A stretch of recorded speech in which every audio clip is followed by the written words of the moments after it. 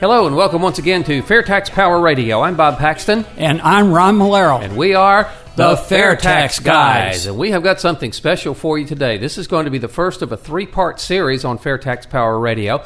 Interview with Steve Hayes, who is one of the prime movers and shakers in the FAIRtax movement, the president and chairman of the board of the Americans for Fair Taxation, the National Fair Tax Organization. And we're going to get right into it with him in just a second. But Ron, let's see, what are we going to talk about with Steve to begin with? Well, I don't believe there's anybody in the country that knows more about the fair tax and taxation in general than Steve Hayes. I really don't. I've met him a couple of times. This is the first time I've had a chance to have an extended interview. But he's got such a history. So he's going to tell you how he got involved and the benefits of the fair tax. I mean, there's just a lot there, and that's why the interview took over an hour, because there's just a lot there. He's a great guy. Amen. We're going to get into it. He's got some personal experience, a little bit of the research behind the fair tax, and we'll delve into the question, what's in it for me? And that's something that really everybody is interested in as far as any political proposition goes. Especially in this economy. So let's get right into it. Our interview with Stephen Hayes of AFFT. All right, we're speaking today with Steve Hayes, who has worn so many hats, I'm not sure what to call him now other than a recovering tax attorney. So thank you for talking with us today. Well, Bob, thanks for having me on the show. Briefly recount your experience with a fair tax, what you did beforehand, say your experience as a tax attorney. Why is the fair tax such a great idea in your mind? Well, I started off doing tax work back in the days when we were able to take people who were making lots and lots of money, I mean regular working people, and reduce their taxes to almost zero through various things that were called tax shelters. And of course, it was a big game to me. I was quite a bit younger at the time, and I used to really enjoy the fact that all of these older, wealthy people would immediately take my phone call or meet with me because I was doing something for them that was very valuable. I was saving them money in the tax system. And I made a pretty good living doing that. And then as I went along, I saw the government start to change the rules. Like every time there was a particular way that we were doing things that were saving money for people, they would change it. And it would no longer be legal, and so we'd have to find something else. And so it went on, and it finally got to a point with me where I decided that this was really not what I wanted to do, because every time I did something or I saw something, instead of just changing what they perceived to be a problem, they would make blanket changes that would influence everybody. And I actually started to feel a little bit guilty about it, because a lot of the problems that were being created were supposedly in response to abuses, but they had nothing to do with abuses. And in 1986, when the Tax Reform Act was passed, and I saw that it really was not true reform. I mean, it was talking about reform, but it really didn't have anything in there that would keep it as a reform. I started to get very, very disillusioned. Very disillusioned, and I looked for other things that I could do, and so I switched from being really involved heavily as a tax attorney to where I was much more involved in doing other types of business-related law.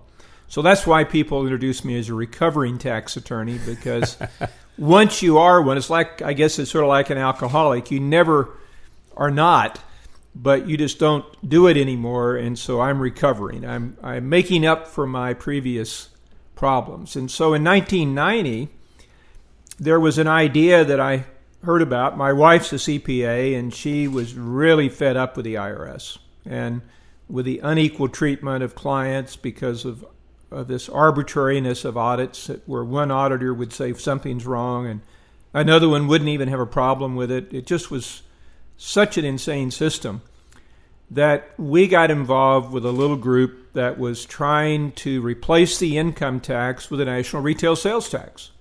And it was called Citizens for an Alternative Tax System. And much to our surprise, Bob, we had this young man who was at the time 21 years old, and he was one of these fellows that never saw anything he didn't think he could do. So he said, I'm going to get you on the radio. And I said, okay, fine. If you get me on, I'll be happy to do the shows. And he called me about 3 days later, and he says, okay, you've got a show in Phoenix at 8 o'clock in the morning. You've got a show in New Orleans at 2 in the afternoon. And, these were all on the radio. Mm-hmm. And for the next year, frankly, I did 1 to 2, 3 shows a day around the country talking about getting rid of the income tax and replacing it with a sales tax. Now, at that time, the FAIRtax per se, as we know it, had not been hatched. Had not been hatched at all. This was in 1990. The FAIRtax actually grew out of some meetings that I was asked to attend in Houston, where Leo Limbeck and Jack Trotter and Bob McNair, who actually founded Americans for Fair Taxation, were talking about they would like to get involved in reform. The program that I was promoting was actually led by Congressman Billy Tozan. He was called the Raging Cajun, is the way he used to say it, from Louisiana. Uh-huh. Billy was a very, very smart man, and he really liked the idea of getting rid of the income tax. But Billy believed that you only replace the corporate and personal income tax. You don't replace you do not replace Social Security funding.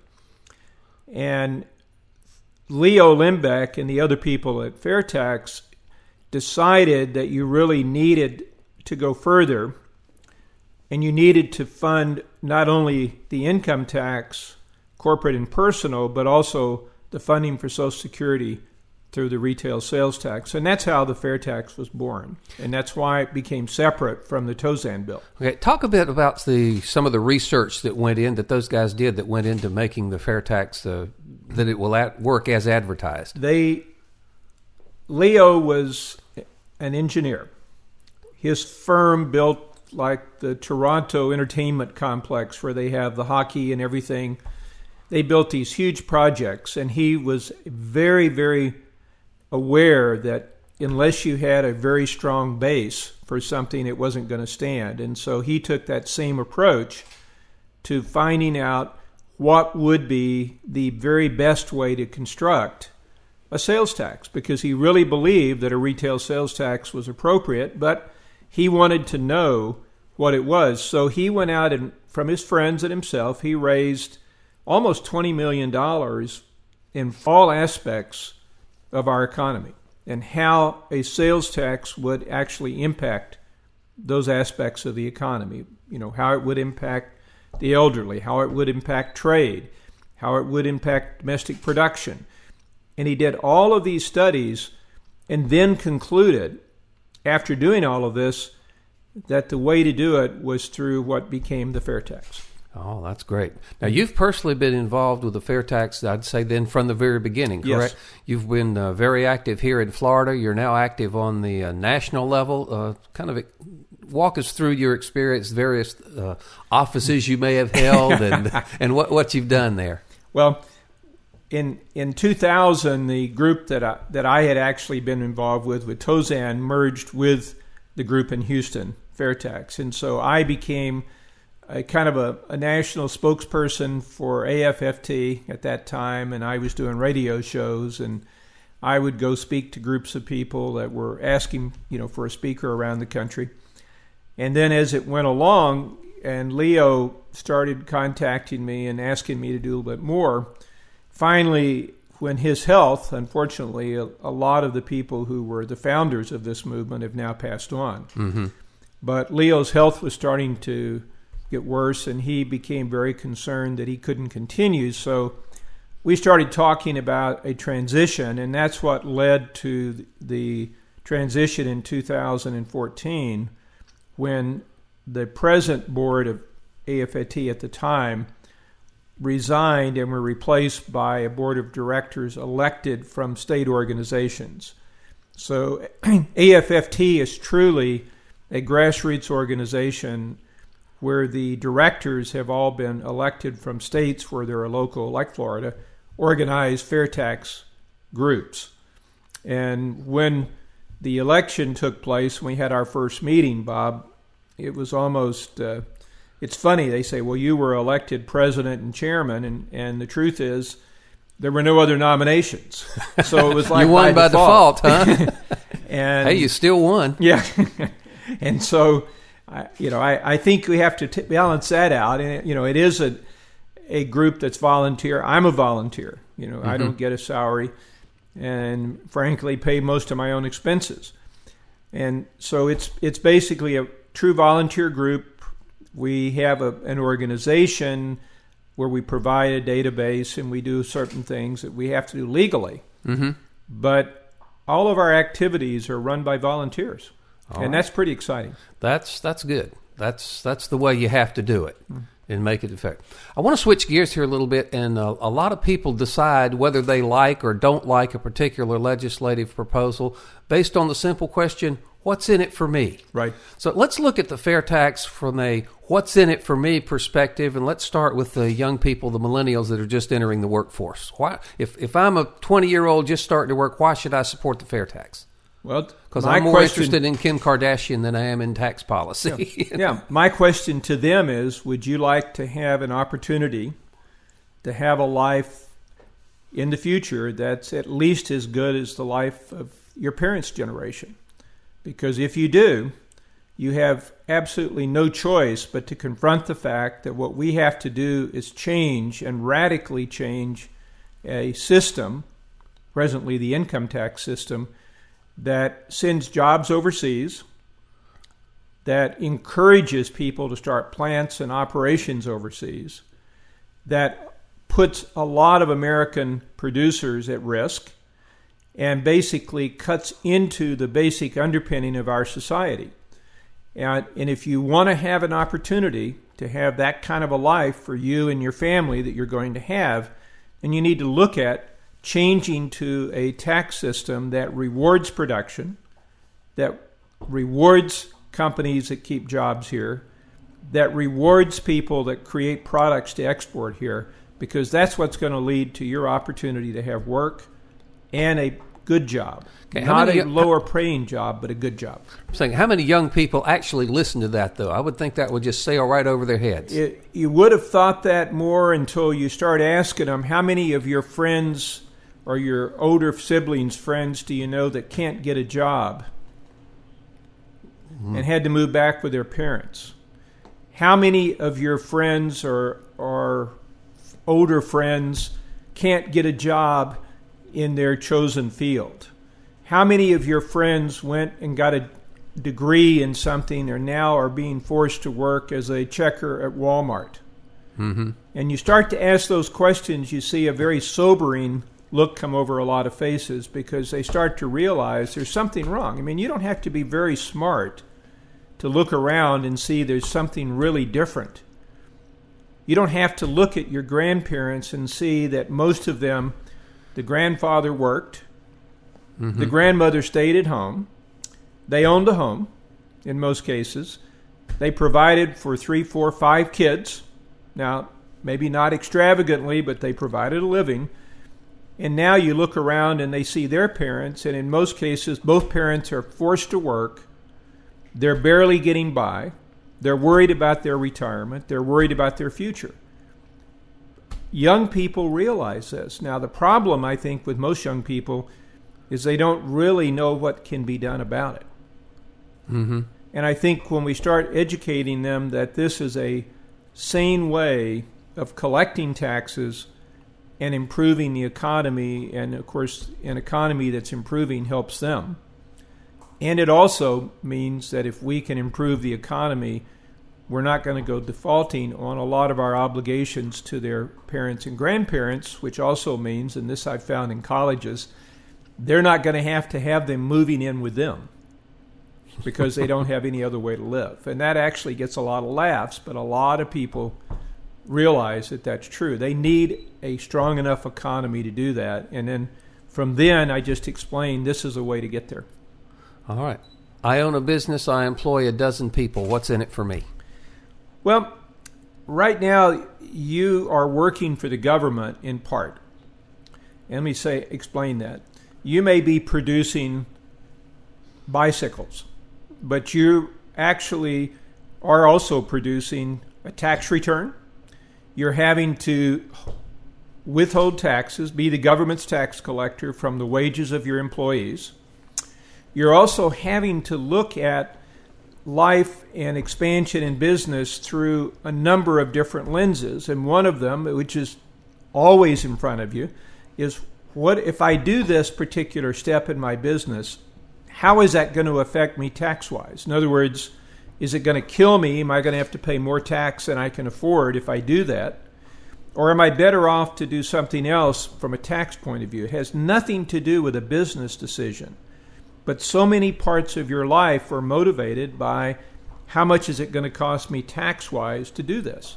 So from a business point of view, what you want is to not have that burden. You don't want to be motivated in your decisions by any attention on taxes. You want to do what's best for the business and your employees and yourself. Isn't that largely what happened with Lindbeck and his group back there, that they had been in a meeting all day and realized they had spent 80% of their time talking about tax stuff instead of how to do the business? It was totally what happened, and it's an actual conversation that's recreated all the time. But that's what happens in business, is that people spend an inordinate amount of time. But look, here's the other thing. That guy making bicycles, he doesn't want to get put out of business by bicycles from China. He wants to have a market for making bicycles here. Well, under our present tax code, bicycles from China are much more favored than making them here. Because when they come over here, they're not going to be taxed in the same way he's taxed. And so we're giving an incentive for people in China to make a bicycle and compete against the man that makes bicycles here. So even if my business is not directly engaged in international trade, the international aspect of this thing affects me greatly. It affects everything you do, because not only does it affect what you sell, but also what you buy. Because you're having to buy products that are your inputs into what you make, and you want to make it where you're selling bicycles, and nobody wants to have 12 bicycles a week that they produce. Everybody wants to grow. They want to make 50, 60, 80, 100. In order to make more bicycles, which are not really luxury items, but almost in many cases, you've got to have an economy where people have the amount of money that they can purchase those bicycles. And the way you get that is from people having jobs, not being laid off, and from people expanding businesses, hiring more people. And that's how everybody prospers. You don't prosper from an economy, as we're seeing right now, which is stagnant, which is not growing. You prosper from a growing economy. And it helps all the businesses by creating better markets and protecting them against our tax code, which now gives incentives to people overseas to produce against them. Right. We now have leveled the playing field and made our products not at a disadvantage, but at the worst, at the same advantage as foreign products.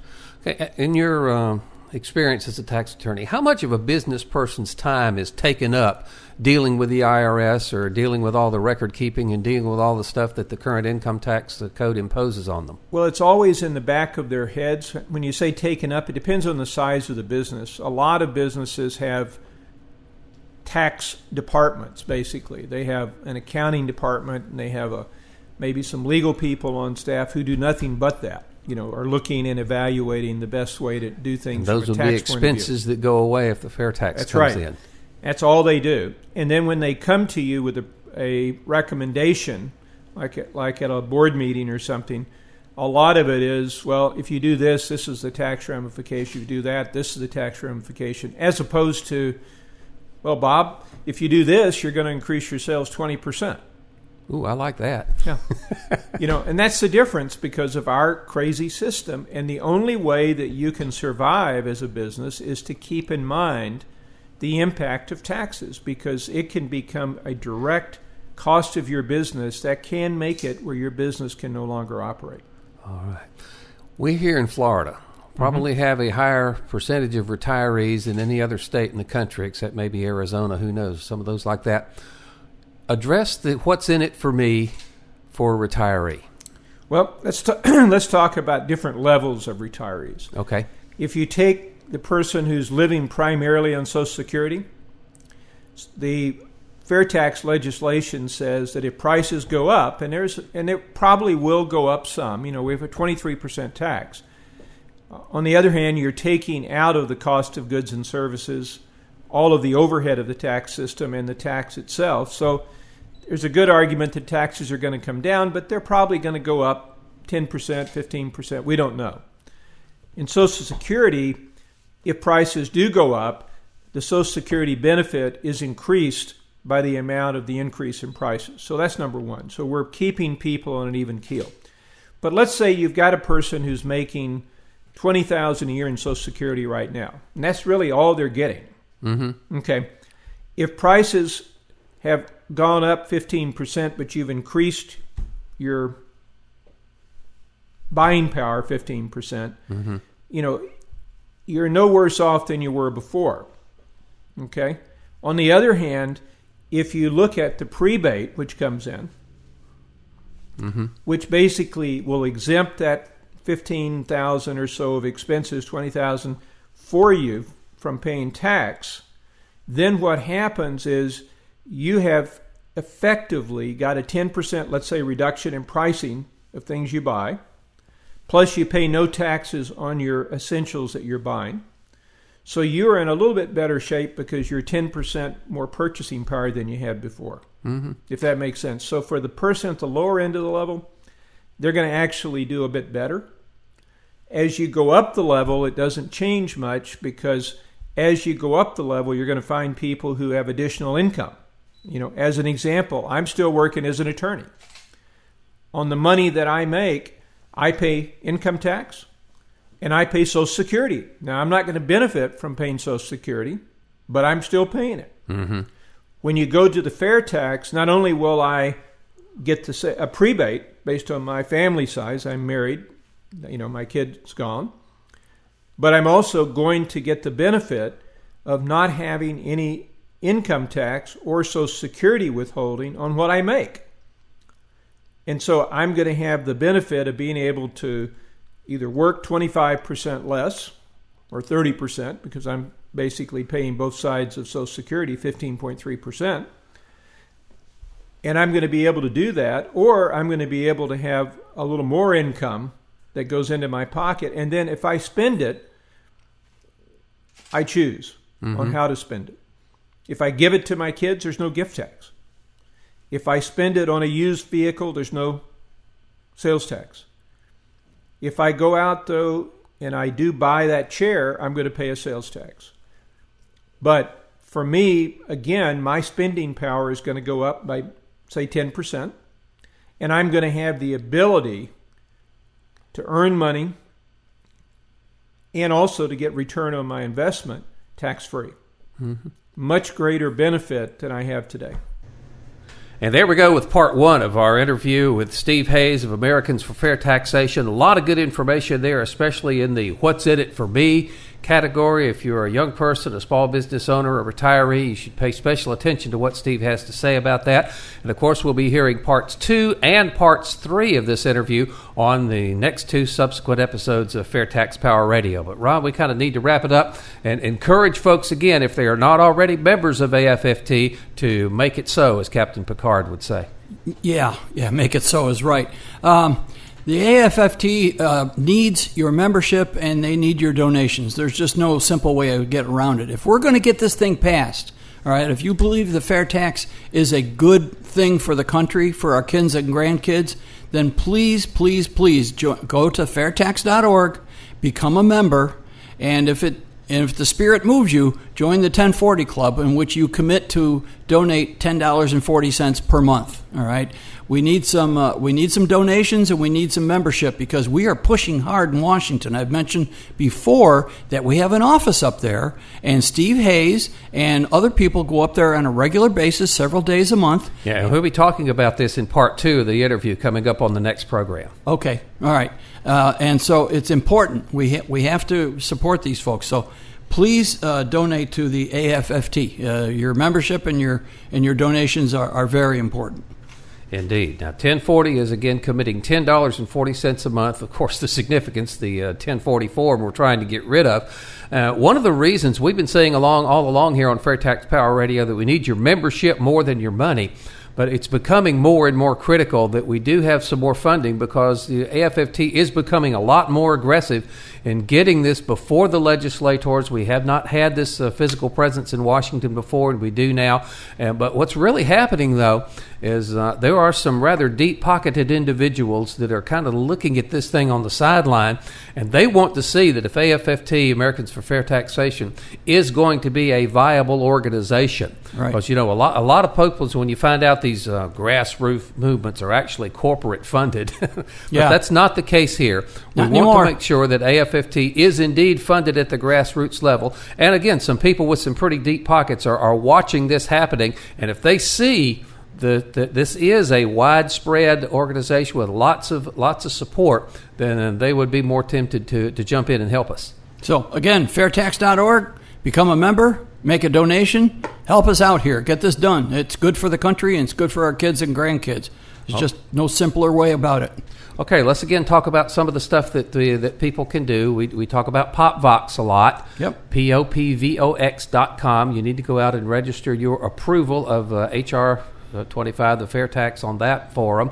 And again, the movers and shakers in Congress, a lot of the Congress critters themselves, as you call them, don't really have time to get onto that social media, but every last one of them has got staff that pays attention to social media. So get on there, and of course, just call their office too. That works as well. Social media is becoming more and more important, and PopVox, although it's not technically social media, it's a great website. And as Bob says, the people in Washington do pay attention to it. And I don't want to tell you how to vote on any particular measure on PopVox, but I'm sure after listening to this program, you're going to vote in favor of the fair tax. And of course, you can get in touch with us here, the FairtaxGuys at gmail.com. Look us up on Facebook and also on SoundCloud. Yep. So let's see, what else? Congress.gov, where you can get you can set it up to have send you updates whenever there's a new co-sponsor or so forth. And don't forget our friends at FairtaxNation.com. They get a lot done too, and they are all volunteers, and they are there to promote the fair tax. So take a look at their website, www.FairtaxNation.com, and help them out. And that fair tax rewards site as well. You can help Americans for Fair Taxation just by doing your shopping. Stuff you do otherwise. We always encourage people to buy local, but there are times in which you must go to the internet. So when you do, go to FairtaxRewards.com, do your shopping through that site, and it helps fund the Americans for Fair Taxation. It's very simple.